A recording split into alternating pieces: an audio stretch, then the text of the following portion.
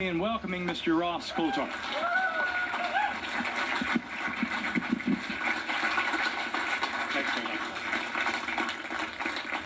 Thank you very much, Micah, and thank you everybody for having me here. It's an honour and frankly daunting to be invited as a journalist to speak to a room full of scientists. You know, I'm expecting to be thoroughly peer-reviewed and skewered by the lot of you. But I also want to pay a special recognition to the gathering of government, industry, defence, military, intelligence types who I'm sure are sort of back there in the background.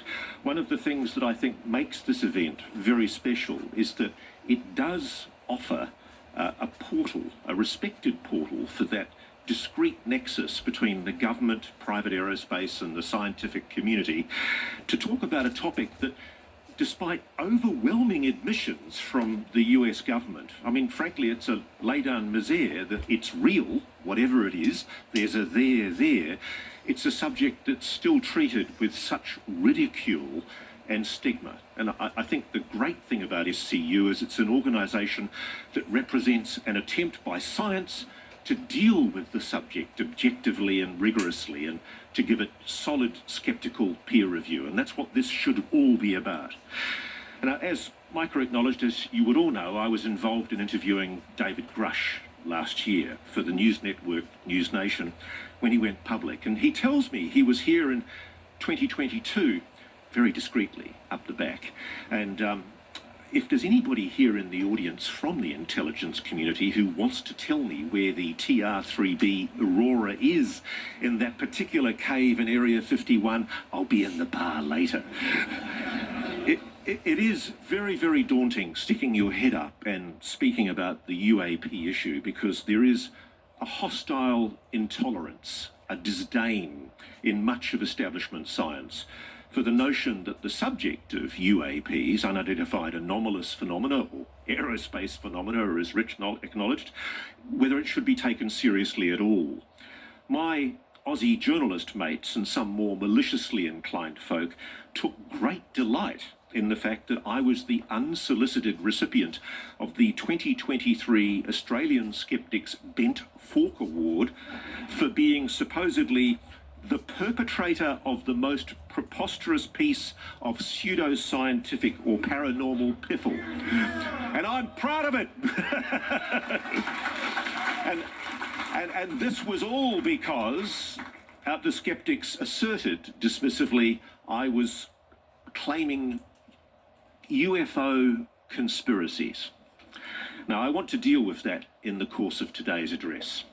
Another lowbrow Australian newspaper tagged me as a UFO truther on the same basis. Just a wee hint there that I'm a UFO nutter. Both factuously smirking institutions made a very simple mistake. They didn't do any research at all before they made the criticism that many commentators have done on the UAP topic for decades. They defaulted to derision and ridicule on a subject that frankly no longer deserves that kind of treatment. There's a conga line of attention-seeking social media influencers and unhappy incels living in their mother's basement who spend their days trying to increase their likes and Reddit credits by attacking online anyone who takes this subject seriously. But I also think there's something more sinister going on, and this should be acknowledged. It's an official deception and manipulation going back decades. And establishment science, as well as the mainstream media and social media, have really no idea just how much they're being manipulated. 10 days ago, as many of you would know, Colonel Carl Nell, whose bio is formidable, ex-US Army Space Command, ex-Northrop Grumman, ex-Lockheed Martin, ex-Bell Labs, ex-multiple three-letter agencies, ex-deputy CTO for a $2 billion company, former Reserve Army Brigade Commander, a former senior advisor to the Vice Chief of the Army, a Deputy Chief of Staff to Combatant Command, the guy who advised Army Futures Command on the reorganisation of the Army Reserves, the biggest change since the 1970s. Formerly also with the Pentagon's UAP task force. He told a UAP investor crowd at the SALT conference, quote, "Non-human intelligence exists. Non-human intelligence has been interacting with humanity. This interaction is not new and it's been ongoing. There are unelected people in the government that are well aware of that." And then he was asked by Alex Clokas, "How confident are you that this is true?" And quick as a flash, he was ready for that question. He said, "There is zero doubt." And his comments were then backed by a retired US Navy Rear Admiral, Tim Gallaudet. And he said, quote, "I know he's correct with complete certainty. Why has society not taken this world-changing reality seriously? Partly because of a deliberate and systematic disinformation campaign by the US government, which has perpetuated the stigma associated with UAP. Like Carl Nell, I'm privileged to know both men. Tim Gallaudet is an exemplary former US military officer and public servant. He commanded the US Navy's Special Warfare Center. He was the superintendent of the US Naval Observatory. He served on the staff of the Chief of Naval Operations and eventually became the oceanographer for the Navy. In civilian life, he's been the acting Under-Secretary of Commerce for the Oceans and Atmosphere and acting administrator of the National Oceanic and Atmospheric Administration, NOAA. Neither of these two well-respected individuals with many years of distinguished public service in our military are the kind of folk who recklessly propound conspiracy theories. So I think I'm in good company. And as they have done, I believe also that there is a non-human intelligence that's been engaging with this planet for a very long time. Implausible as it may seem, to many, on the evidence that I've been shown by first-hand witnesses, I've been independently apprised of sufficient evidence to reach the conclusion that there is, as confronting as I find myself saying this, there is a very high likelihood that the United States and other nations, particularly China and Russia, have recovered NHI technology, non-human technology, including craft and biologics. Yes, aliens. And there is an ongoing secret Cold War to harness reverse-engineered scientific advancements from that technology. Big call, but what Carl says, what Tim says, I totally agree with it. And of course, the inevitable response from the critics, and it's understandable and quite reasonable to ask this question, is where's the evidence? On its face, asking for the public airing of evidence to back such an assertion about a secret UAP retrieval and reverse engineering program sounds perfectly reasonable, just as the scientific method demands empirical evidence to prove any hypothesis. We all want to see the data to back these extraordinary claims.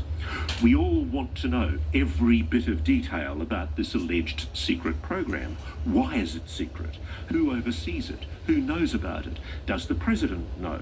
What crimes, if any, are being done in America's name without Congress being properly informed?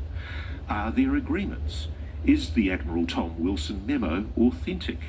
Did the boss of Lockheed Martin Skunk Works and two top Pentagon generals really tell Tom DeLonge, the rock star, it was the Cold War and we found a life form? I find that an incredible story. And the amazing thing is that whole saga is revealed in a WikiLeaks leak. Emails from a White House staffer recording the fact that senior Pentagon generals were having a conversation with a rock star prior to the Trump-Clinton election campaign discussing the possibility of disclosure. That's irrefutable evidence that requires investigation. And that's all I'm saying I feel as a journalist I'm obliged to do, to investigate it. If this is all true, it's indubitably a very cleverly kept secret. And as the gatekeepers well know, so much of that evidence, that data, is locked up in highly classified programs. Most of the people overseeing those programs, I know, have no idea what's behind it. And the best trick of all, until recently, has been the way we've allowed ourselves to be so brilliantly deceived. The novelist Margaret Atwood once wrote, "The best way of keeping a secret is to pretend that there isn't one." And that's what I suspect unelected officials chose to do with what we will call, euphemistically, the program. They very deviously convinced opinion leaders in politics and the media and their shills on social media for years that there is no secret, that everyone's come forward and deluded themselves, or that they're lying, that they've dreamt up a cock and bull story about recovered alien technology, and for reasons best known to themselves, they're destroying their reputations by coming up and promoting a wacky conspiracy theory. Believe me, this is not good for your career. But clearly, the insiders advocating disclosure know something. They're not legally allowed to tell us about it. And even if they want to, they can't. And what most of the commentators also fail to understand is that it's not the general public that has to be convinced. The American public, frankly, at the moment, is mostly irrelevant in this ongoing debate, except for the fact that you all vote. What matters most right now is that members of key oversight committees in Congress and the President and his National Security Committee wake up to the fact that this is real. It's a major public interest issue of concern, and they start doing the job that we entrust them to do. That's the only forum where the full story of the program can legally be investigated and exposed. And that is starting to happen. As we all know, there's a new attempt that's just come out in the last day for a new UAP disclosure bill. It's so important. So much of the evidence that would finally make Congress finally wake up to what's been going on is highly classified. It can't be discussed publicly by those who've been read into it. It's a very, very clever catch-22. What do people want Cal Nell to do when they demand that he publicly reveal his evidence? He'd risk a prison term for revealing the classified details of what I'm absolutely certain he knows, if it's all true, of course. If it's all true, it's probably the biggest secret in human history. Clearly, Colonel Nell knows a lot more than he's letting on. And as David Grush has explained, most of this program is hidden inside what are called waived, unacknowledged special access programs, WUSAPs. And they're funded by black budgets that are meant to be funding other defence projects. That's why David's pointing out that this is illegal. It's a breach of the accountability rules in Congress. Now, remember last year, the Pentagon failed to properly account for an astonishing 63% of its $3.8 trillion of assets. That means 2.4 trillion of the public money spent on defence assets is unable to be accounted for because, according to the Government Accountability Office, quote, auditors were unable to obtain sufficient appropriate evidence to provide a basis for an audit opinion. This has been an issue for GAO since 1981. And yet for most of the media, it's a big yawn, hardly worth the story. If Congress just started asking questions about why the Pentagon can't balance its ledger, the secret would break wide open.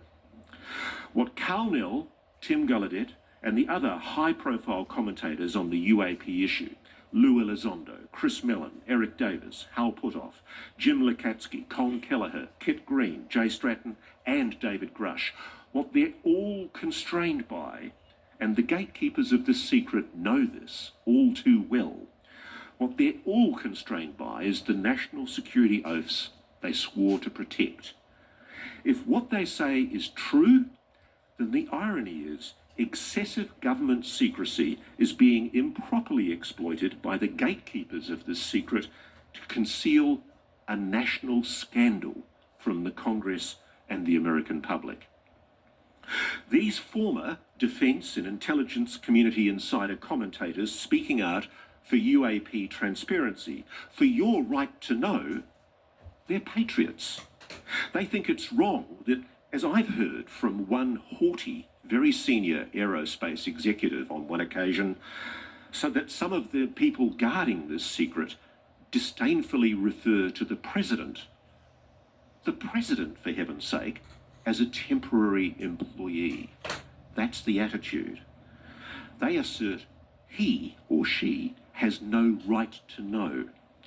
At the heart of David Grush's allegations is the incredible claim that things are being done in America's name in collusion with private corporations with taxpayer money that may in fact be gravely immoral, illegal, perhaps criminal, with flagrant disregard for accountability to Congress, in fact deliberate evasion.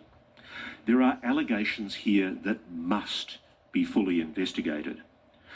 The people pushing for UAP transparency respect the notion in Article 1, Section 1 of the US Constitution.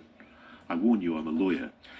All legislative powers herein granted shall be vested in a Congress of the United States, which shall consist of a Senate and a House of Representatives.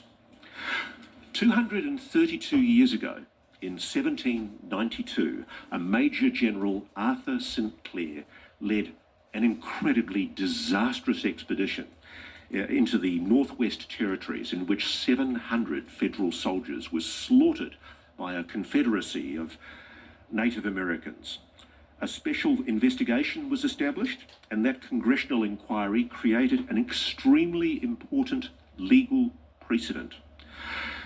It enshrined in law the idea that Congress does have the power to inquire into executive power.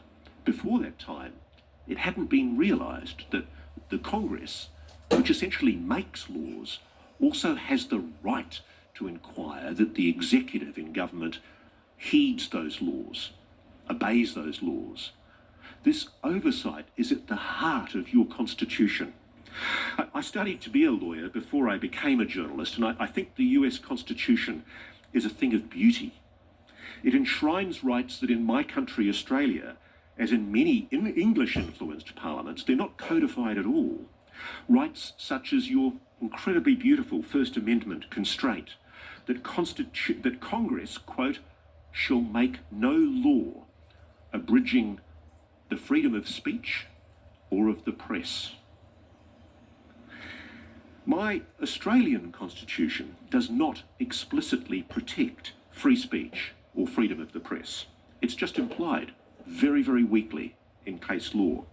I suspect that under English law, well, Colonel Carnell and Chris Mellon and Lou Elizondo, they'd be in the Tower of London by now, and the Lord High Executioner would have chopped off David Grush's head.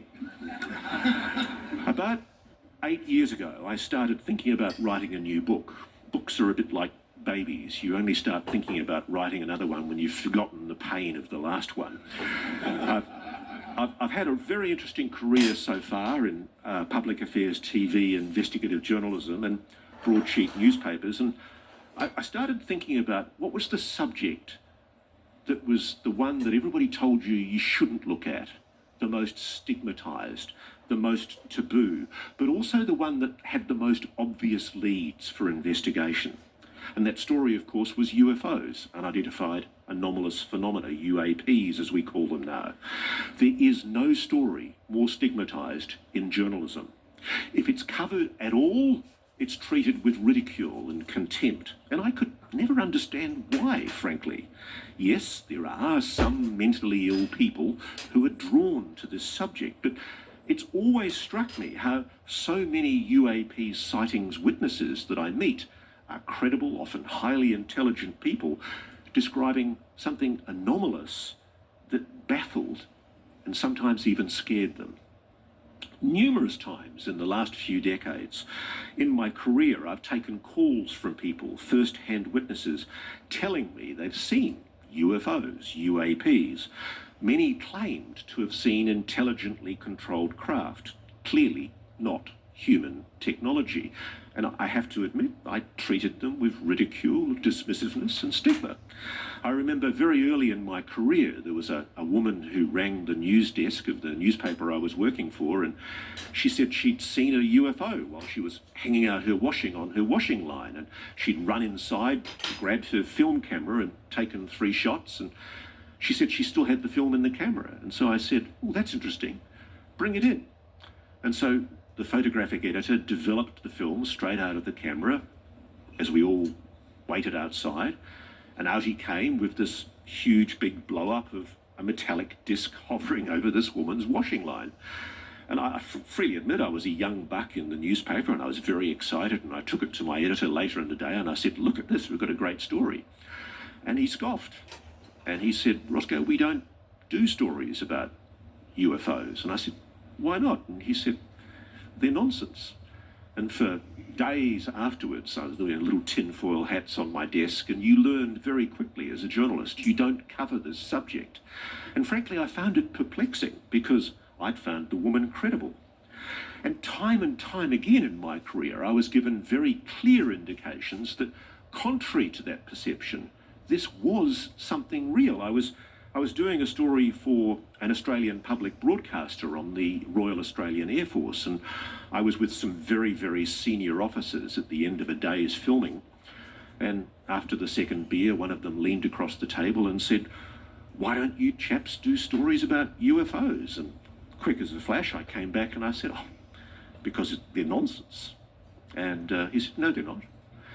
And in the course of an evening, he was calling pilots across from all over the room in this officers' mess at an airbase and saying, tell them what you saw. And they're going, you sure, boss? And he goes, yeah, tell them. And all these pilots had seen these weird objects, and they were talking about them, and they were thrilled, almost relieved that they could talk to somebody like me about it. But would anybody go public about it and talk about it? No way. There was so much stigma. So I set out investigating UFOs, and one of the first things I did 8 years ago was read Nick Cook's excellent book, which I all commend to you, The Hunt for Zero Point, which frankly is the definitive beginning for me on the search and the explanation for what really lies behind this mystery. He's a respected aerospace journalist, Nick, and he began similar investigations to mine about a quarter of a century ago, with the premise that around 1956, a group of scientists and a group of aerospace engineers had started talking very openly in the popular press about anti-gravity, propulsion, and how it would soon become a reality. The G engines are coming, we were told.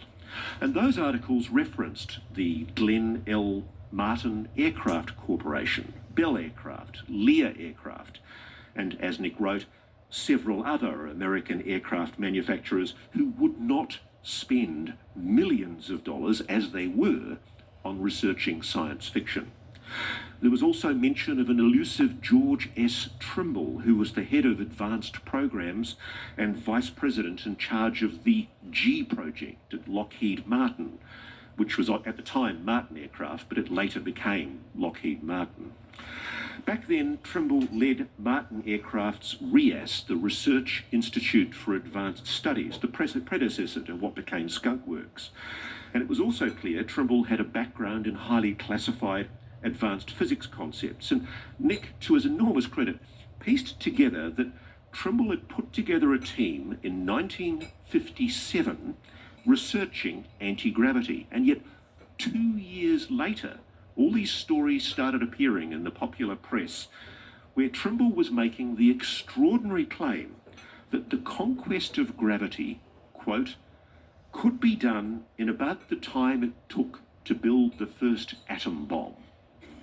Now, there were also fascinating early references around this time in academic journals to electrogravitics research, tantalising suggestions from excited scientists that developments were underway in secret that had profound implications for the human race. Respectable scientific journals were referencing the work of Thomas Townsend Brown, claiming that in experiments which had been peer-reviewed, he'd achieved anti-gravitic effects cutting weights by as much as 30%. And one very interesting aspect of T.T. Brown's work was that when he'd arrived at the best shape for an anti-gravitic craft, intriguingly, it was disc-shaped. Yet that supposed scientific breakthrough didn't happen. It's never happened, and if you allow 5 years or so for an equivalent program to the atomic program, it should have happened in the early 1960s. And so Nick's book had left us with the tantalising probability that there'd been sometime in the mid-50s a breakthrough in anti-gravity propulsion that was quickly suppressed by the military or by the government. For a very brief moment, scientists had talked openly about it and freely about the dawn of a new age, huge implications for mankind. And then, bang, the door closed and everybody shut up about it. My dilemma as an investigative journalist was that, assuming such a secret program existed, how on earth could I possibly track down these scientists, private aerospace workers, military and intelligence officials who might be involved in such a program? And moreover, how could I make them receptive to a quiet chat? And how could I protect them as sources if they chose to speak to me? And I was only too aware of just how totally compromised modern communications are. I was involved in Australia in breaking a world exclusive story about the existence of a communications spying system called Echelon, where under the UKUSA agreement, the UK-USA agreement in which Australia, the UK, the USA, New Zealand and Canada participate, there'd been a secret code-breaking agreement since the Second World War, but that had also morphed into a communications spying system, where quite literally we were tapping not only the undersea cables, we were also intercepting satellites and listening in randomly to communications and sifting through billions and billions of communications all over the world with this sophisticated computer system that could pick up not only words but even accents. And that revelation shocked me, that how wide open modern communications are. More recently, I did a story for Australian 60 Minutes about a breach in mobile phone security that still exists called SS7, Signalling System 7. The story was eventually run on CBS 60 Minutes here in America. And what that revealed is that there's essentially a hack built into mobile phones that allows anyone with knowledge of this hack to listen in to any call. And we demonstrated it on national television. So how could I communicate with these people without compromising them? I reached the conclusion that the only way to do it safely was to find out who they are and where they lived and write them a letter. And that's what I did. I wrote 160 plus letters and mailed them, and it took months, but I waited. So to figure out who I was writing to, what I did was I read, listened and watched pretty much everything I could that referenced this purported dark, secret history of anti-gravity. I combed esoteric scientific papers for key words, and I looked who were the military R&D geeks, which companies won the most interesting looking contracts, who studied advanced physics at universities, reputable universities, and then disappeared. And some of the same names started appearing. I just treated it like any other investigation, not necessarily with the assumption that this program existed, but if it did exist, how would I find these people? And once I'd compiled an open source list of those scientists and commentators and anybody else who I thought might be useful, I I got the list going and started writing letters. And even at that stage, though, I was still sceptical. I have to admit, what I expected to find at the end of the rabbit hole was a secret US black military program that was building conventional advancements in aerospace technology. I figured it was a good story to blow all this UFO baloney out of the water. I was going into it with the full expectation it was complete nonsense. I started getting letters back, to my amazement, quite quickly, and a few of those who responded early on very sternly told me never to call them or write them ever again, which was quite instructive because I then realised who they were and where they were, and I started intensifying my focus on those particular institutions. A lot of other people were very chatty. Some told me to talk to friends of theirs, and I soon built up, quite frankly, an enormous database of names. And the important thing, and I think this made a difference, was that I left no electronic trail, because the worst thing you can do as a journalist is burn a source. It kills you. Nobody will ever trust you again.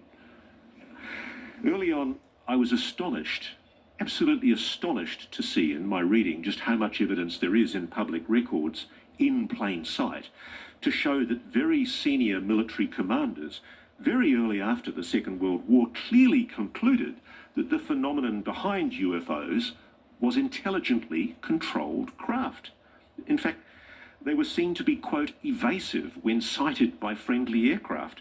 I'm citing here the quite extraordinary Twining memo of September 1947, in which Lieutenant General Nathan Twining, the head of the US Army Air Force Air Materiel Command, acknowledged the flying discs being seen by many witnesses in US skies at the time were, quote, something real and not visionary or fictitious. And the general reported that the way these objects behaved clearly indicated that they were controlled, either manually, automatically, or remotely. And his memo records objects, perhaps craft, that multiple witnesses saw as metallic, elliptical in shape, flat on the bottom with a dome on top, classic flying saucers, confirmed by a commanding general. I was also struck by how blatantly an active official deception operation on UAPs was admitted in the declassified military and intelligence archives. It's not well understood that the dismissive debunking strategy towards UAP sightings by the US Department of Defense is part of an official policy developed 70 years ago by the CIA's so-called Robertson panel. This extraordinary decision was made in secret by a group of scientists, military officers and spies that public interest in UFOs, what we call today UAPs, should be debunked and discredited. And a secret report was prepared for the CIA recommending a mass media campaign that would strip UFOs of their so-called aura of mystery. The report said, and I quote, and it's an astonishing quote, the debunking aim would result in reduction in public interest in flying saucers, which today evoke a strong psychological reaction. This education could be accomplished by mass media such as television, motion pictures and popular articles. Basis of such education would be actual case histories, which had been puzzling at first but later explained. As in the case of conjuring tricks, there is much less stimulation if the secret is known. Such a program should tend to reduce the gullibility of the public and consequently their susceptibility to clever, hostile propaganda. Now, obviously, the official explanation for why the CIA talked explicitly about tricking the American public is this idea that all of this public reporting of UFOs was causing a huge drain on the Air Force's time because they were having to investigate them.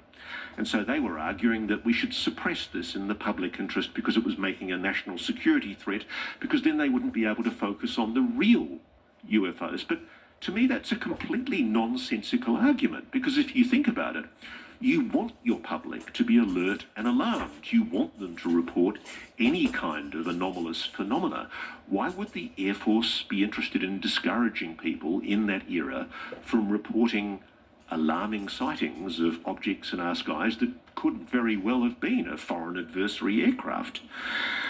Also, should one bother to actually read it, the Robertson panel report admits that one scientist on the panel resolved that an extraterrestrial explanation was the only possible explanation for many of the cases, and he was overruled by the rest of the panel. The Robertson panel was frankly a fix. It was a deliberate deception to suppress public interest into UAPs, and it began the current contemporary attitude of stigma, ridicule and contempt for coverage of the subject. We've all been hoodwinked. There are other red flags there in the historical declassified archives pointing to the idea that agencies within the US government were and still are trying to obfuscate and manipulate public opinion to play down the UAP mystery. After General Nathan Twining had recommended a study of UAPs, Project Saucer, later Project Sign, the first of the US Air Force investigations was established in December 1947. And that official report, released a year later, declared that these objects were not extraterrestrial. It didn't provide a jot of evidence to support such a claim, and it suggested, without this evidence, that they were possibly of Soviet origin. But then, of course, there was the intriguing testimony of US Air Force officer Edward Ruppelt, who Micah talked about. He'd seen a secret Project Sign report, and he blew the whistle on it. Estimate of the situation, which had declared secretly that these objects were interplanetary craft. There's a whiff here of a cover-up.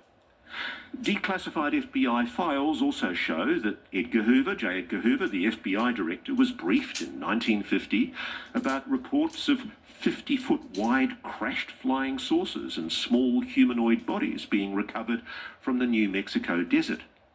And unfortunately for the FBI, this UFO memo was written up by an officer, an agent called Guy Hotel, and it's become the most requested item in the FBI files. The FBI's at pains over the years to say that Hotel's memo's allegations were never corroborated. There was never any finding that it was all true. But it soon becomes clear that the many compelling witness reports that provided the basis for these claims, from purported crashes at Roswell, Aztec, New Mexico, and Kingsman, Arizona, they cannot be quickly discounted. Time and time again, witnesses reported being threatened, even told they would be murdered if they talked about this. Why? What was being covered up? Even the Air Force couldn't explain the McMinnville case in 1950, when a guy called Paul Trent and his wife photographed a classic flying saucer-shaped object. And the Air Force tied itself up in knots trying to find an explanation, and they couldn't find one. And so they wrote in a memo, this is one of the few UFO cases in which all factors investigated appear to be consistent with the assertion that an extraordinary flying object, silvery, metallic, disc-shaped, tens of metres in diameter, evidently artificial, flew within sight of two witnesses. And then there was Canadian scientist Wilbert Smith.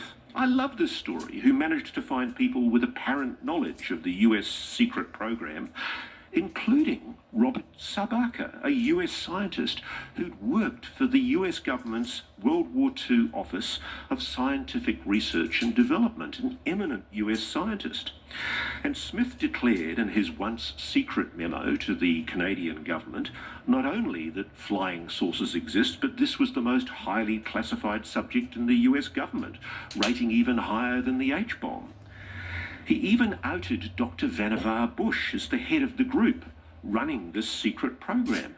And it makes sense because Bush was the presidential scientific advisor, the very, very first, during the Manhattan Project.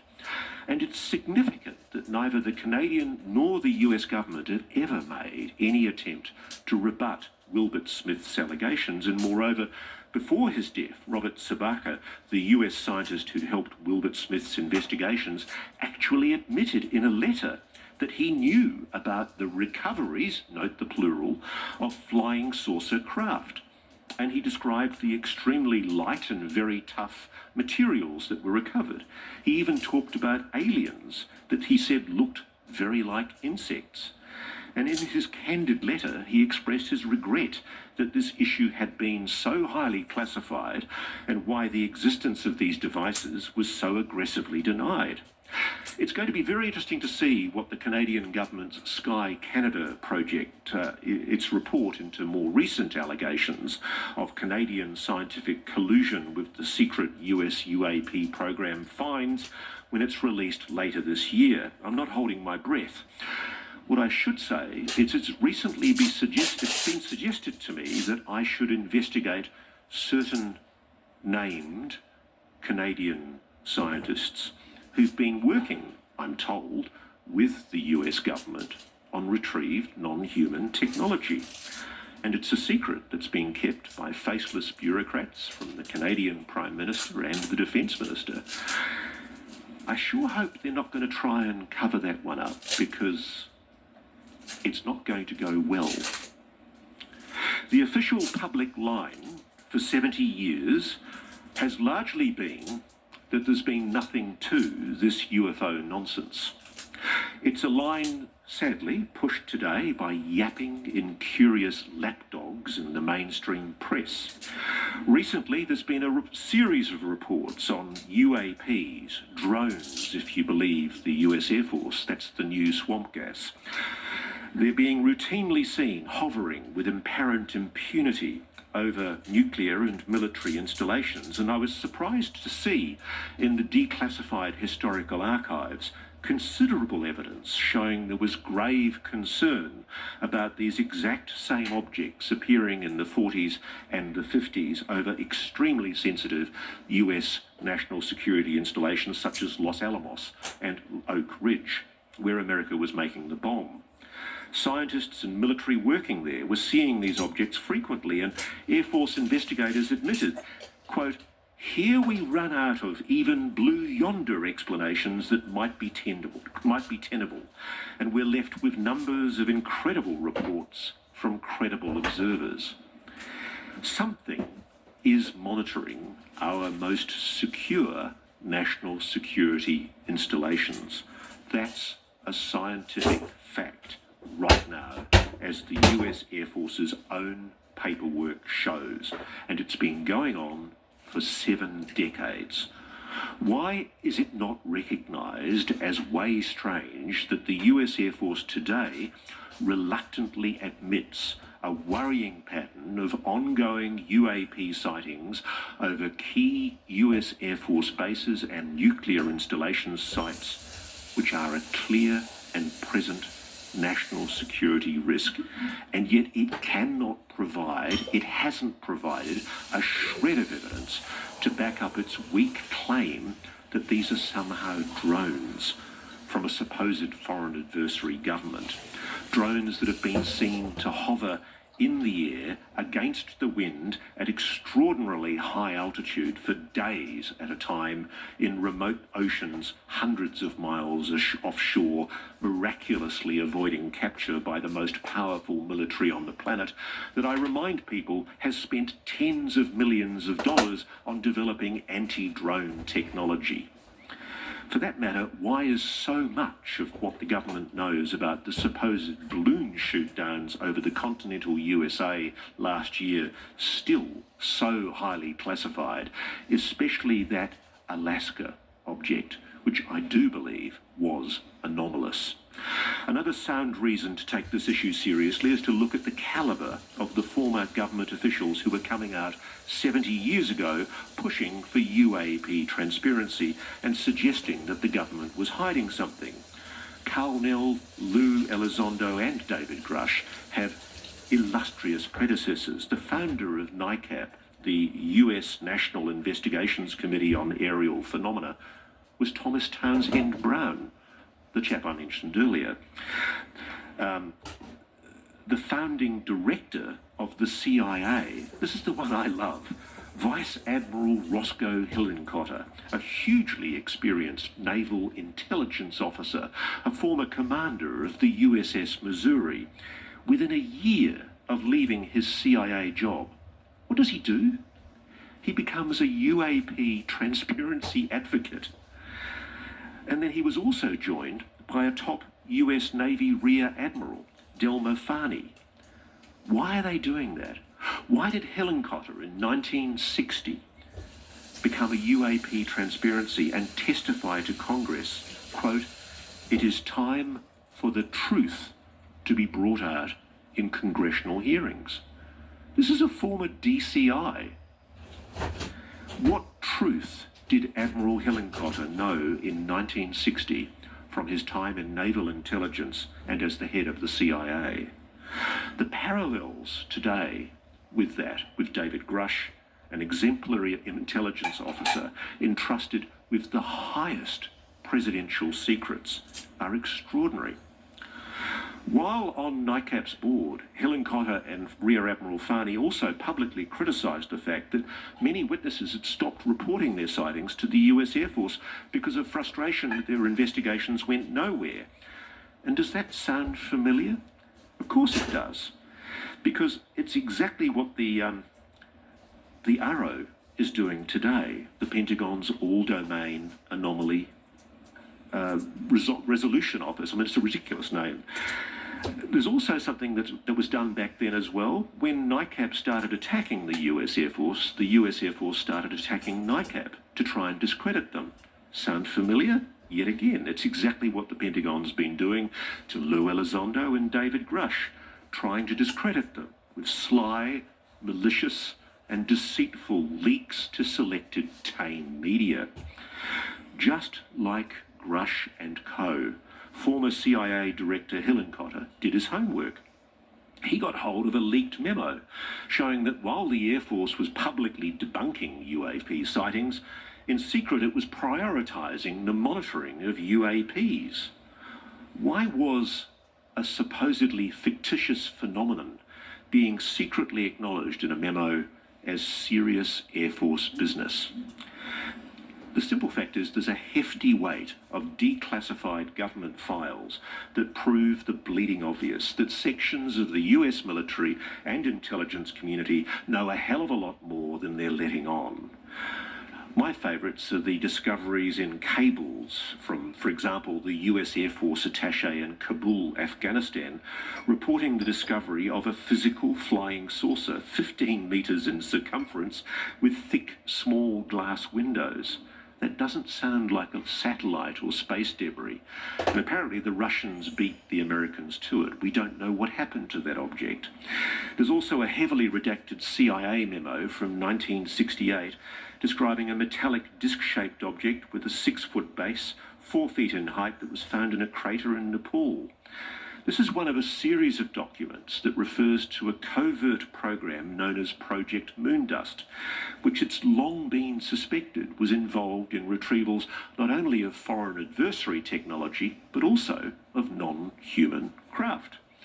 And interestingly, in light of the fact that David Grush acknowledged last year that there is an ongoing secret Cold War underway with our potential foreign adversaries over retrieved technology, the files suggest this isn't something new. And this is where things started to get interesting for me journalistically, because my first breakthrough in the program was actually an Australian alleged linked UAP retrieval. Details from an Australian Air Force photographer who some decades back was summoned by his commanding officer in Darwin and told he would be helping the Americans out with an unspecified overseas photography job. I've never spoken about this before, and I've got to be careful to protect my ongoing inquiries. This military photographer, though, was told that the job was very secret, and it was obvious the Australian commander had no idea what he was being asked to do. It was totally need to know. And strange as this request by a foreign military like America may sound, this is how Australia does things. We've been very much a servile, willing supplicant to American intelligence and British intelligence for many, many years. And a lot of the people I know inside Australian intelligence are rightly quite proud of some of the things we've done to help defend Western democracy. But we've also done some stupid things. And one of the things I covered and reported for Australian TV in 1994 was a huge expose about our secret service, ASIS, the equivalent of the CIA. And ASIS had people who did technical bugging and tapping. We were very good at it, and we still are. And the Brits asked if they could borrow one of our chaps. And without asking what it was for, only too happy to please, our government's intelligence service said yes, and they sent him off. It was the aftermath of the 2003 Gulf War, and the Kuwaiti government was putting out huge contracts for the rebuilding of Kuwait. And what I learned from one of these technical operations guys was that he had bugged the Kuwaiti government officers for MI6, the British SIS, so that the British could win commercial contracts, against the Australians. But it had been kept secret. And so when I finally broke the story, it emerged that neither the Defence Minister nor even the head of the Secret Service knew that their staff were being loaned out this way. And this is how plausibly deniable things have been done by America and by the UK for many years. And it's been an area of research for me as a journalist for a long time. And so I am about to tell you about an alleged Australian involvement in what I suspect was a non-human craft retrieval. Because what this Australian military photographer said he was tasked to do was he was picked up by an American Air Force plane in Darwin, flown to a remote southeast jungle location, driven into a deep part of the jungle, and as he described it, there in the jungle was a disc-shaped craft. Under intense supervision, he was told to photograph everything about it, inside and out. He was then told to develop the negatives in front of his American supervisors. He then had to hand over the photographic gear and the camera and the film and make sure that he wasn't taking any with him. He was then warned not to discuss with Australian superiors what he'd done and what he'd seen, and he never did. I was the first person that learned about what had happened. As far as I know, the Australian government has no idea that this Australian serviceman was involved in a retrieval operation. And the interesting thing was, when I first spoke, even tangentially about this incident, I got phone calls from people I knew in Special Forces in Australia saying I should speak to certain people. And I was introduced to Australian Special Forces soldiers who'd been on secondment to the British SAS in Hereford. And one of them told me he'd been involved in a retrieval in a European country of a craft. There are shocking allegations. If I was to accept what these alleged first-hand witnesses were telling me, there was, and still is, a secret Cold War going on between the Russians, the Chinese, and the Americans to secure what I am told, and I have no way of definitively proving this. This is data. It's the start of an investigation. What I am told are retrieved non-human craft. There are even allegations that we are bringing down these craft offensively, using weapons. And I know that sounds crazy. I'm telling you what I am being told. If these claims are true, then we have acted reprehensibly with a non-human intelligence in our avaricious effort to be the first to secure an advantage with their technology. It's a moral stain on what should be one of the greatest moments in human history, first contact. I can well imagine, and I say if, If these allegations are true, I can well imagine this awful secret is one that some in government have decided it is best to stay concealed. Now, I know what many of you are probably thinking. This is sci-fi nonsense, silly stories peddled by attention-seeking Walter Mitty's to a credulous and gullible journalist. That's what I thought. I was sceptical. I still don't know whether to believe it. I do fear I'm being fed disinformation, but I've heard now the same story from so many sources, I'm beginning to think it might plausibly have some truth to it. Then around this time in my research, a flood of letters started happening. It was first a trickle, then a flood. It took months for people to respond to my 160 plus letters. But after what I suspect was an agonisingly difficult decision for them to decide whether to engage, they did. And I began speaking to some extraordinarily clever, and I say this on their behalf, patriotic people. People who love their country, love and respect their constitution, honour their national security oath, but think you've got a bloody right to know about what they know. And I'm angry on their behalf. I will die in a ditch if need be, I'd rather not, to protect the anonymity of the sources I spoke to and am still engaging with. But one of them I can name, because he authorised me to. He called me on an open line out of the blue, and I could barely believe who he was. Because if I was to think of the one person who I wanted to speak to me, it was him. His name was Nat Kobitz. He was the US Navy's former long-time Director of Science and Technology Development, their chief R&D scientist, their chief geek, for many years, for over 30 years. He was a beautiful, wisecracking, 92-year-old Brooklyn Jewish scientist with a beautiful sense of humour. And sadly, when I caught up with him, he was dying from cancer. And fate dictated that I caught him at the perfect time. He was sitting in his Baltimore home, bored out of his brain, with too much time on his hands.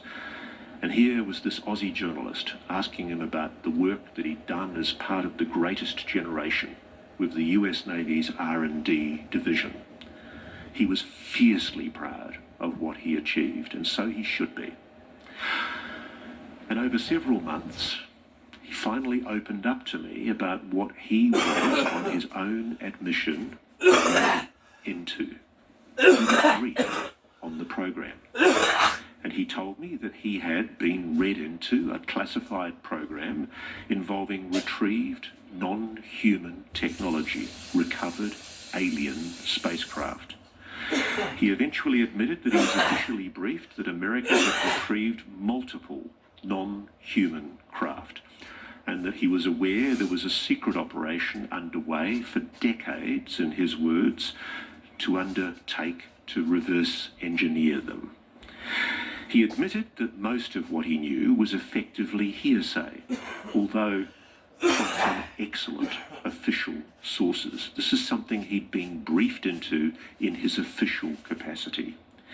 He did admit that on one occasion he was flown to Wright-Patterson Air Force Base, literally taken deep underground, and taken to a secure room and shown what looked like some kind of bulkhead from a craft, which he believed was constructed in a way that defied conventional explanation. The craft's skin and inner bulkhead were composites bonded at an atomic level. He suspected it was non-human intelligence technology. But being the scientist he was, infuriatingly, he wouldn't say to me it was alien tech. He would just say it was something he had never seen that any human could make. Nat was a patriot. He was a decent, honourable public servant. He respected the fact that this program was being kept secret for a reason, But as a scientist, he also recognised that the American public, and especially Congress, had the right to know what was being done with taxpayer dollars. And he frankly told me that as far as he knew, there was no good justification for keeping it secret. So he never told me why he'd actually done this. But shortly after he passed from cancer in 2020, I started getting messages and calls. And it turned out he basically told people to get in touch with me. I found it very, very difficult to accept a lot of what they told me. I still do. I find it mind-blowing that I'm in this position as a serious insect journalist who spent his career investigating crime and corruption, that I'm on the edge of what is the most fringe subject in the world. But every single one of these people that Nat put me onto was talking about one thing: the program. A highly secret, very, very, very carefully compartmentalised retrieval effort of non-human technology craft, and an identically highly protected reverse engineering program being conducted in secret facilities across the United States. Retrieval teams rigidly compartmented, operations absolutely need to know, mind-boggling secrecy. Multiple sources have told me that there was a very clear threat made: if you talk about this, you will be killed. And there are allegations. David Grush has made them as well. I have been told by multiple people that people have been murdered to protect this secret. Make of that what you will. As we all know, politicians, scientists, intelligence community and military whistleblowers are now openly accusing the US government of a massive, decades-long cover-up. They're suggesting the world has been egregiously misled in a deliberate disinformation campaign designed to suppress interest in a phenomenon that, contrary to its public position, the US has always, in fact, taken very seriously indeed. And throughout 2023, as we all know, there's been a determined effort by a bipartisan group of very senior US politicians to try and get legislation through the Congress to force transparency and disclosure provisions into America's annual defence budget.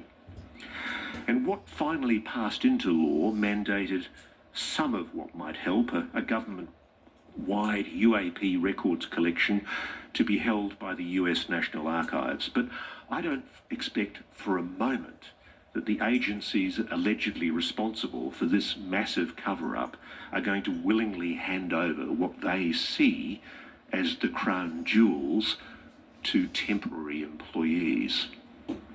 That's the dilemma you face. It's not my problem. I'm not an American. It's up to you what you do about it.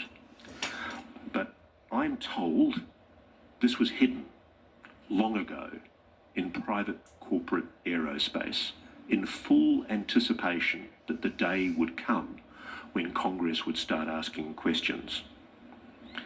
A key provision in the bill that was proposed last year would have mandated eminent domain, the confiscation of UAP-related material, and it was struck down. But the mere fact that senior politicians like Chuck Schumer, the Senate Majority Leader, one of the most powerful people in the Congress, was prepared to put his name to a document in the Congress talking about the retrieval of non-human intelligence technology. We've passed a tipping point. What is very, very unusual about this push in Congress for this greater UAP disclosure on an issue that many people still regard as a fantasy is that it is backed by many high-powered politicians, among them the Democrat Senate Majority Leader Chuck Schumer, the Republican Vice Chairman of the Senate Select Committee Marco Rubio, the Republican Senator Mike Rounds, the ranking member of the Subcommittee on Cybersecurity for the Armed Services Committee, and the Democrat Senator Kirsten Gillibrand, who serves on the Senate committees for both intelligence and armed services. A previous highly respected Senate Majority Leader Harry Reid, the late Harry Reid, also played a huge role in pushing Congress to make these laws and to begin aggressively investigating what the government knows about UAPs. Why would two Senate Majority Leaders, members of the so-called Gang of Eight, which is the one group in the Congress that is briefed into all of America's most deep secrets, why would they put their reputations on the line to promote disclosure of a supposedly non-existent, non-human intelligence and technology operating secretly on our planet? Politicians do not put their names to bills unless they have very good grounds for doing so. And there are also lower house politicians pushing for public congressional hearings into UAPs, just as happened in the 1970s Watergate and Church Committee hearings, where whistleblowers would get their chance to testify under oath. And after the Pentagon's UAP Investigation Office, ARRO, issued a report in February categorically denying the existence of illicit UAP efforts with retrieved extraterrestrial technology, Senator Gillibrand pledged that she wanted public hearings. She said it's definitely not case closed. Her comments and those of other politicians suggest Congress suggests something is being concealed on UAPs, and it's now determined to investigate. There are extraordinary allegations that have been aired. As we all know, in June 2023, almost a year ago, David Grush went public with his allegations. He basically alleged on both the debrief and also on News Nation with me that the US is running a secretive UAP retrieval and reverse engineering program, and that it is in possession of non-human technology, including craft, along with their dead pilots, biologics, yes, aliens. That's David Grush's allegations. And he filed in 2022 a whistleblower complaint with the US Intelligence Community Inspector General. And this has been so misrepresented. Categorically, the US Inspector General of Intelligence and Security, he's the US Intelligence Community Inspector General. He deemed all of David Grush's allegations, including his allegations of a retrieval and reverse engineering program, as urgent and credible. There's been an attempt to suggest that it was just in relation to his allegations of reprisals. That's not true. The Inspector General of Intelligence specifically found that it was an urgent and credible issue for investigation by the Congress, credible, that David Grush had made an allegation of a secret retrieval and reverse engineering program. Think about that. That investigation's still ongoing. David also gave hours of classified testimony. And in a secure room for the Senate Select Committee for Intelligence, he named names. He gave locations. He's given Congress the names of, he knows, who are the gatekeepers.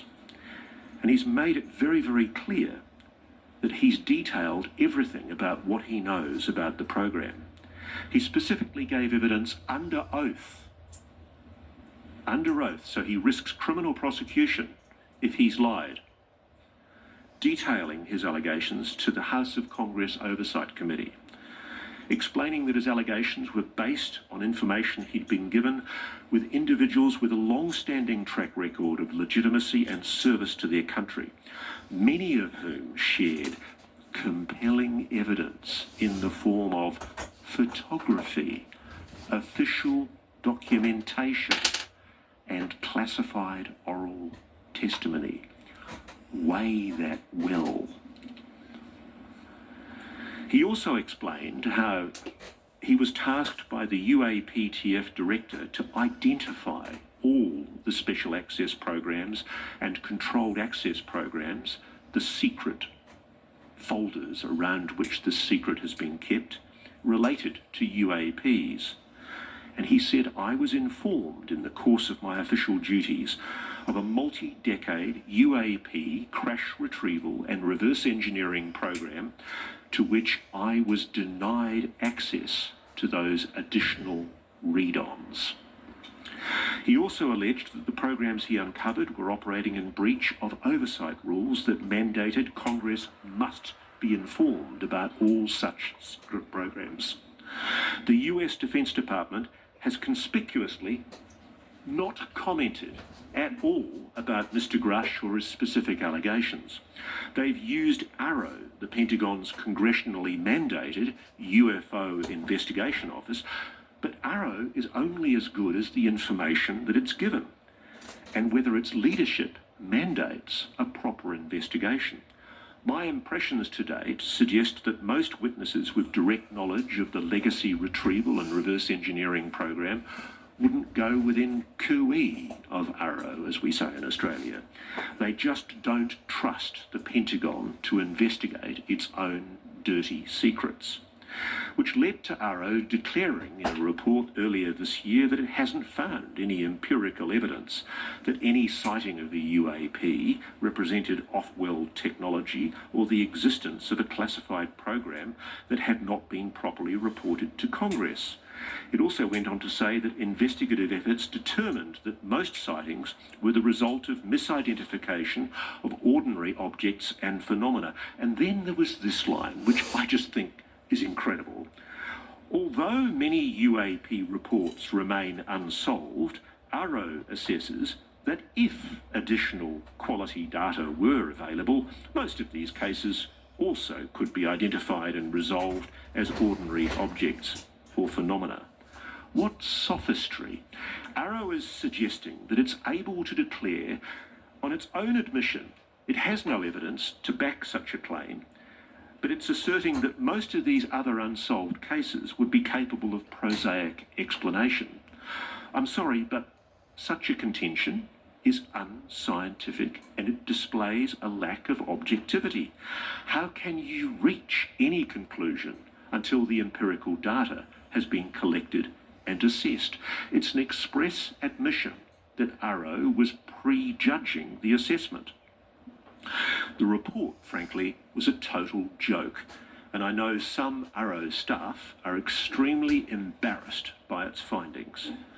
Many commentators have since criticised the report, including senior politicians in Congress, because ARROW, the Pentagon, did not do a proper investigation into the allegations raised by David Grush and many other witnesses who've testified to the Congress in secret.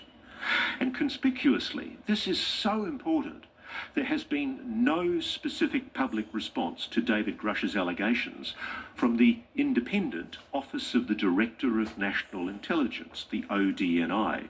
That's the independent intelligence czar that, since the catastrophic intelligence failures of 9/11, oversees and coordinates all US intelligence agencies. In fact, its annual report in 2022 appears to directly contradict ARROW because it made the finding that UAP events continue to occur in restricted or sensitive airspace, highlighting possible concerns for safety of flight or adversary collection activity. It also said UAP pose a safety of flight and collision hazard to air assets, potentially requiring aircraft operators to adjust flight patterns in response to their unauthorised presence in the airspace, operating outside of air traffic control instructions and standards. And it also said UAP continue to represent a hazard to flight safety and pose a possible adversary collection threat. And then in December 2023, after Ohio Congressman Mike Turner led a push to block the key Schumer amendments that would have allowed whistleblowers to come forward and give evidence with more security to the Congress, the Senate Majority Leader Chuck Schumer, no less, spoke on the floor of the Senate clearly angry, and he confirmed that he believed the US government was refusing to share information on UAPs with the American people. Senator Schumer said, UAPs are of immense interest and curiosity to the American people, but with that curiosity comes the risk for confusion, misinformation and mistrust, especially if the government isn't prepared to be transparent. The United States government has gathered a great deal of information on UAPs over many decades, but has refused to share it with the American people. This is the Senate Majority Leader saying this. This is wrong and additionally breeds mistrust. And this is the kicker paragraph. We have also been notified by multiple credible sources that information on UAPs has been withheld from Congress, which, if true, is a violation of laws requiring full notification to the legislative branch, especially as it relates to the 4 congressional leaders, the Defense Committees and the Intelligence Committee. And in apparent defiance of the Pentagon Arrow's office to do its level best to downplay the UAP issue, the senior so-called J3 Intelligence Joint Chiefs Staff advising America's Joint Chiefs of Staff are taking UAPs very seriously indeed. In an FOI Act request obtained by researcher Douglas Johnson, there are orders that were sent out to all US military commands in May 2023 that mandated the collection of all UAP data. It set out procedures for reporting and gathering data on contemporary military encounters with UAPs. And it reads, the US government has observed UAP in or near the territory and operating areas of the United States, of its allies and of its adversaries, and observing and identifying and potentially mitigating UAP has become a growing priority for US policymakers, lawmakers and war fighters. The potentially ubiquitous presence of UAP defines the national security implications of those anomalies, which range from operational hazards and threats to technological and intelligence surprise to adversaries' strategic miscalculations. It is imperative that DoD provide UAP incident, incursion and engagement for the department's detection and mitigation of potential threats, exploitation of advanced technologies, and informing policymaker and warfighter decisions. That is not a Pentagon that is disinterested in UAPs, and the explicit reference to the national security implications of those anomalies in the Joint Chiefs document puts the Pentagon's most senior commanders in apparent conflict with the bullshit report from their own UAP investigation office. It's history repeating itself. While one arm of the Pentagon publicly dismisses UAPs, it's behind the scenes being acknowledged as a grave national security threat. Now, you're probably getting very sick of listening to me by now. I sure am. But before I finish, I want to tell you about an initiative that I'm involved in back in Australia. The Non-Human Intelligence Research Institute, NHIR.org. It's been founded with the extremely generous support of an Australian neuroscientist and businessman called Dr. Anton Uvarov. It's the first organisation of its kind in the Australasian region. We plan to fund collaborative scientific research projects into unidentified anomalous phenomena. And we are very interested in funding generously collaborations with scientists worldwide. We're already working with Dr. Beatrice Villarol, who I know is presenting at this conference, to assist her superb research into so-called astronomical transients. Another planned project is the construction of absolutely state-of-the-art observation stations that will be placed in UAP hotspots. These will be mobile, using absolutely best case, top-of-the-line technology. We hope they will collect extensive data on UAP. So if anyone here, or anyone watching, thinks they have a scientific project that might help us crack the mystery of UAPs, and you're interested in pitching for NHIR Institute's funding support, and I can tell you, Anton's deadly serious. He wants to support good science. Let's talk. We think it's time to stop waiting for governments to admit what they know. We plan to science the truth. There's a pile of my cards here. Don't hold back. Thank you very much.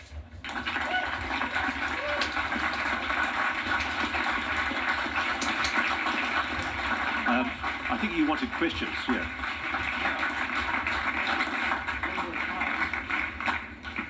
Yeah, one more time, Ross Coulthard. What an incredible way to kick off the 2024 AAPC conference. Now, we're going to do a few questions. I think we've got just enough time, don't we? We're a little behind schedule, but hey, he had a lot to say, didn't he? I'm so sorry if I wabbled on. Yeah. Now, with the questions, I do want to quickly say, and I'll say a little more about this later, that we're all using the UAVY app. Most of you probably got emails about this with updates. It's probably the best way for you to include your questions, but there are also little cards on the table where you can do it the old-fashioned way, like Ross would do, right? Write it down and put it in the mail. So, indeed, and that's obviously very effective. So if you'd like to write on your cards and pass those up to the front, I think that Rich and some of the folks are going to be helping to get those up here to me. I'm going to start, though, on a few on the UAVY app, and I'm going to give you a little briefing tomorrow morning, by the way, about how that works. For the time being, let's kick off with this one, Ross. We have the following question. It seems that most people active in the UAP arena have given up on challenging the mainstream media's wholesale shunning of the UAP topic.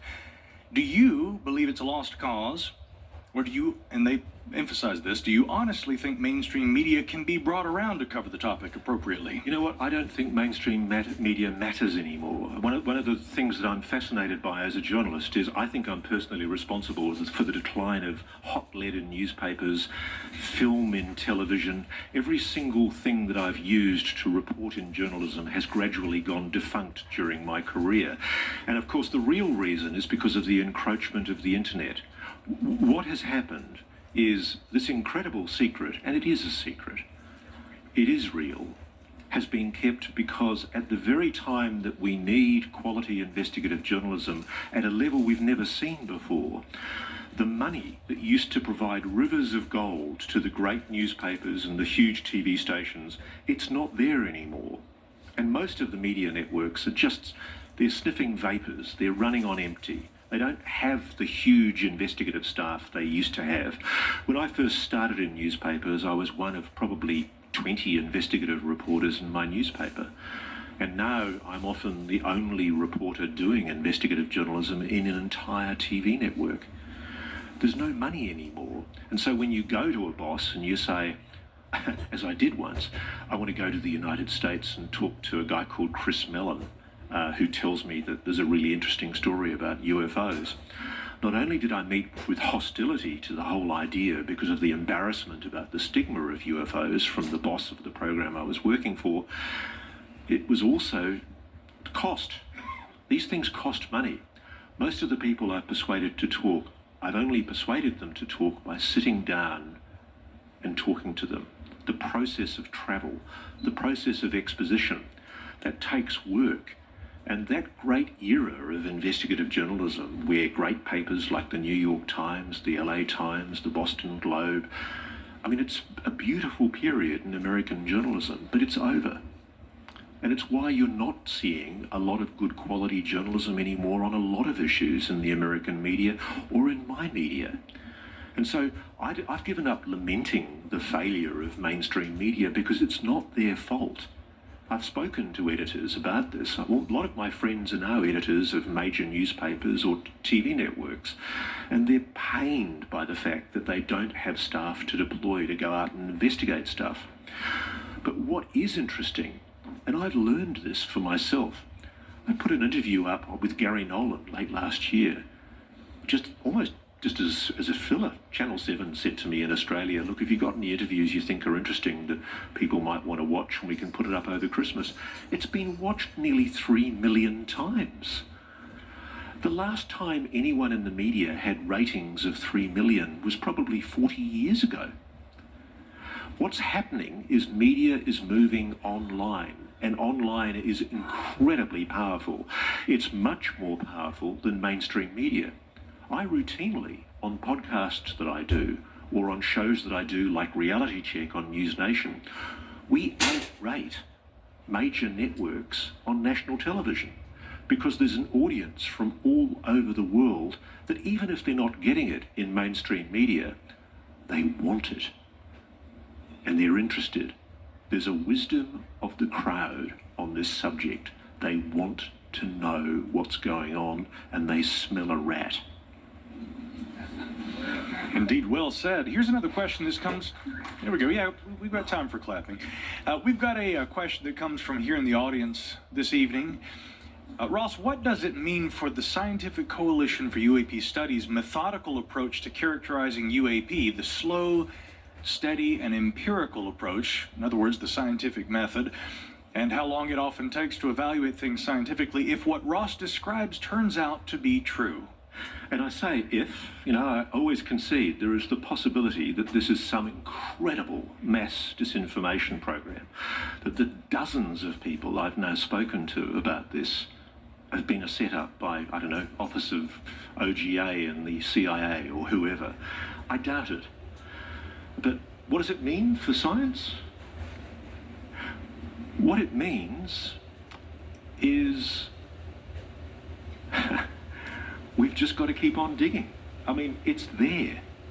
It really is. I mean, the incredible thing is I've had conversations with scientists in the program who are angry that they can't do what we're all doing here, sharing and discussing ideas, which is the fundamental idea behind good science, peer review.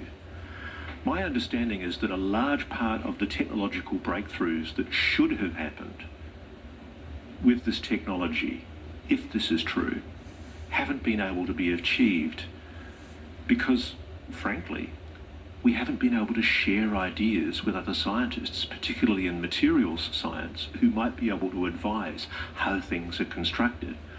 I spoke to one guy who told me he'd worked for 20 years on one particular object, but it was so compartmented he'd only ever been able to look at videos and photographs and descriptions of the object. He'd never been allowed to physically touch it. Think about that. And every year he would come to his office, sit in that office, and he wasn't allowed to talk to the people in either office, either side of him, and discuss what it was that he was working on, and neither were they.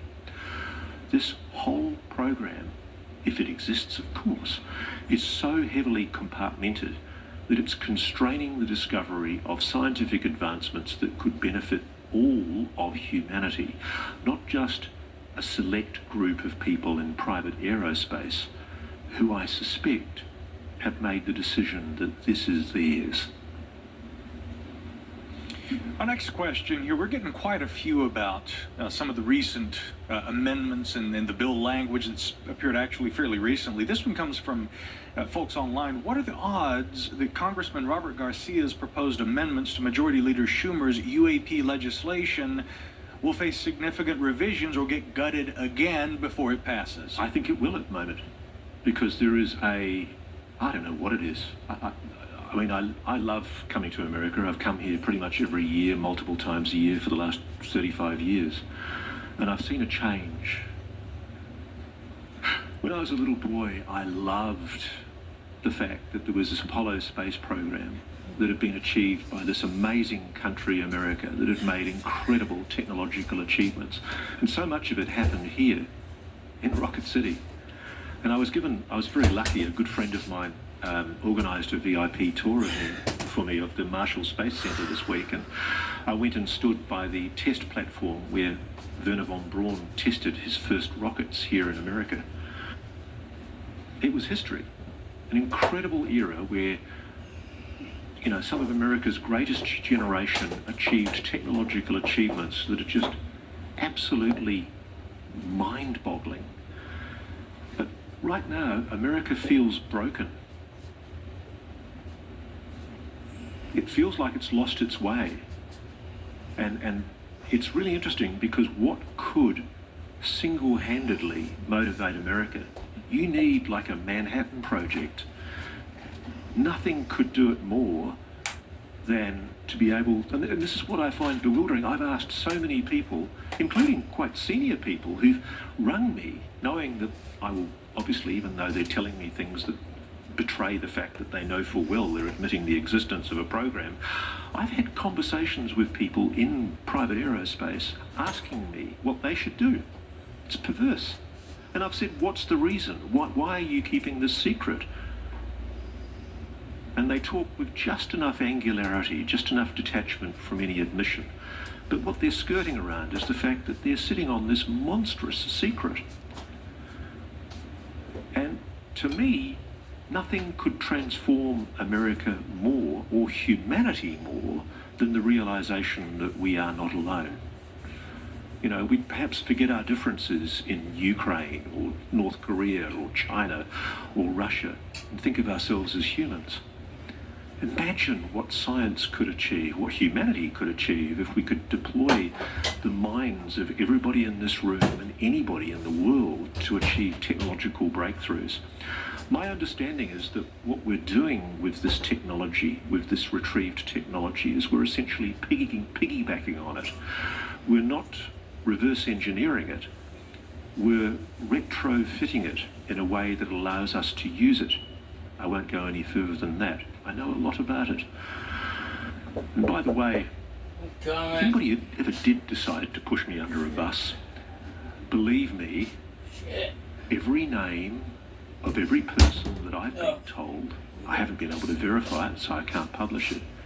Everything I know will be published by multiple people who I've sent copies of what I have all around the world. I'm mindful of the fact that I do know people have been murdered. And that's a big call, I know.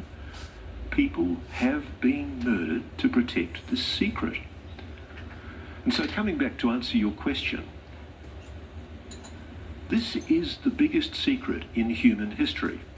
And I don't give a toot whether people call me a conspiracy theorist.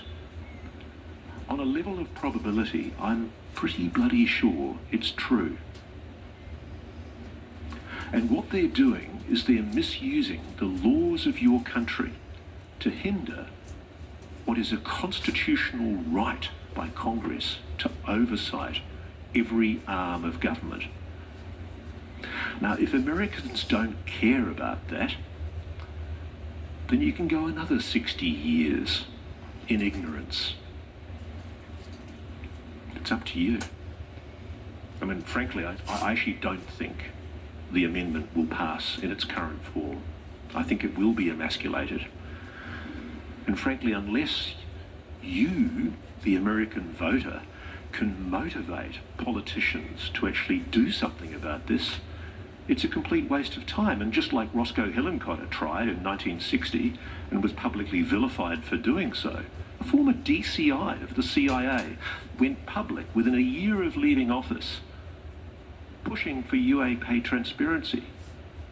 What the hell? Why did he do that? He did that because he knew about the program. He thought it was monstrous, outrageous that this secret was being kept. And I do. But I don't vote. But I happen to think that America, the greatest generation, showed in this town 60 years ago things that me as a little boy, I loved it. It inspired me. You as a country can do great things, and you've lost your way. It's as simple as that. This is an issue that goes to the absolute heart of what you've all been told, your country is great. That's a load of steaming bullshit right now. You're failing.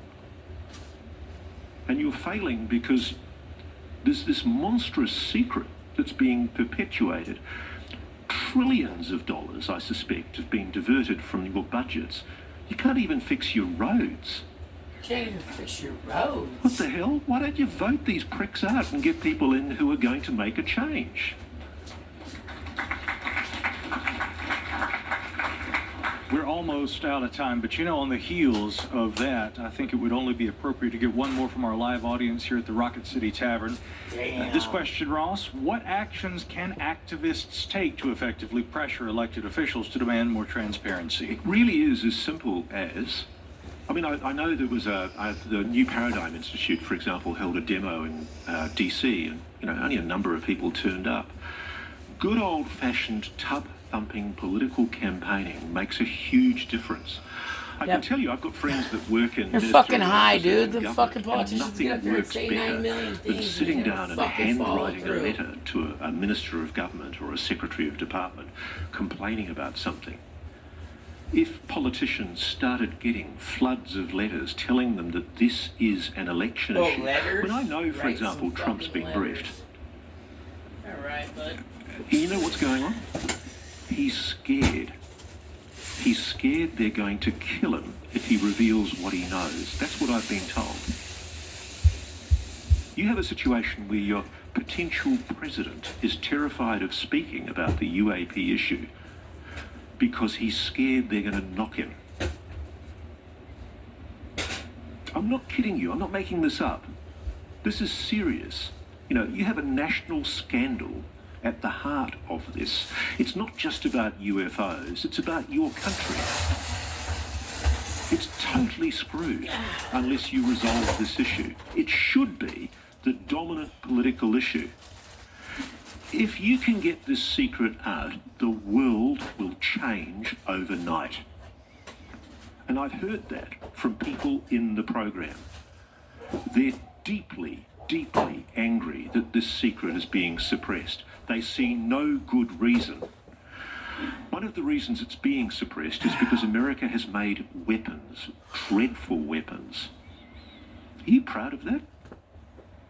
Is that really what we want to do from technology that we've obtained by using offensive weaponry against a fairly benevolent, non-human intelligence? Is that really how we want to define our first contact? Because that's what we're talking about here. And I don't know how to communicate this more seriously. 139.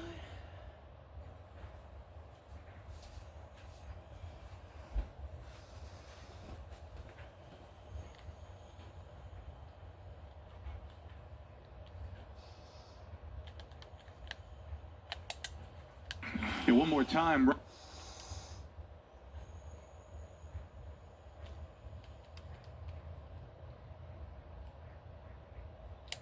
Program. The fundamental idea behind good science, peer review.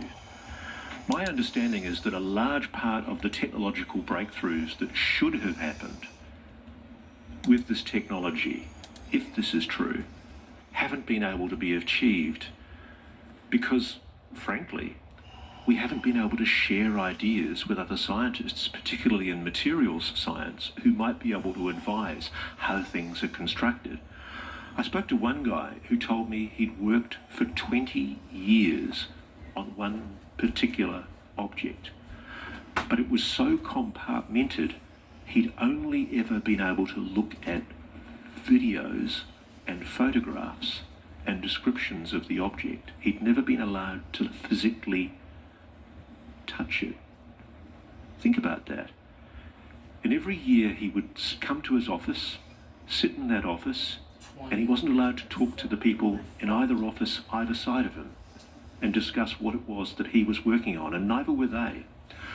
This whole program, if it exists of course, is so heavily compartmented that it's constraining the discovery of scientific advancements that could benefit all of humanity, not just a select group of people in private aerospace who I suspect have made the decision that this is theirs.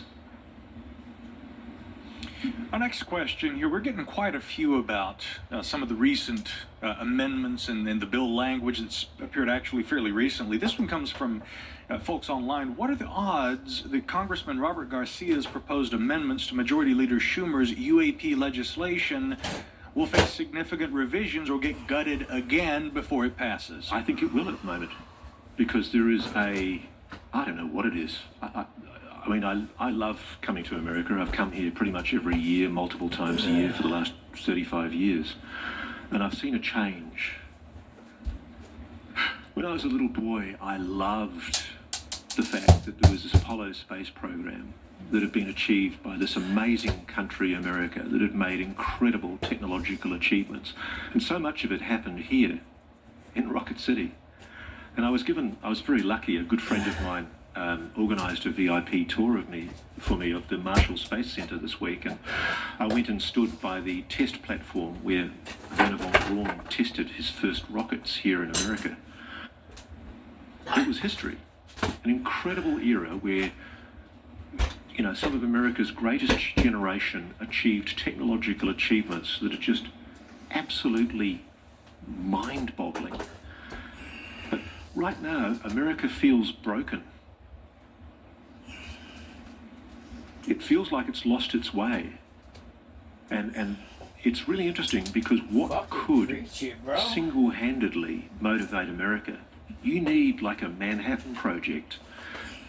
Nothing could do it more than to be able, and this is what I find bewildering. I've asked so many people, including quite senior people, who've rung me, knowing that I will, obviously, even though they're telling me things that betray the fact that they know full well they're admitting the existence of a program. I've had conversations with people in private aerospace asking me what they should do. It's perverse. And I've said, what's the reason? Why are you keeping this secret? And they talk with just enough angularity, just enough detachment from any admission. But what they're skirting around is the fact that they're sitting on this monstrous secret. And to me, nothing could transform America more, or humanity more, than the realization that we are not alone.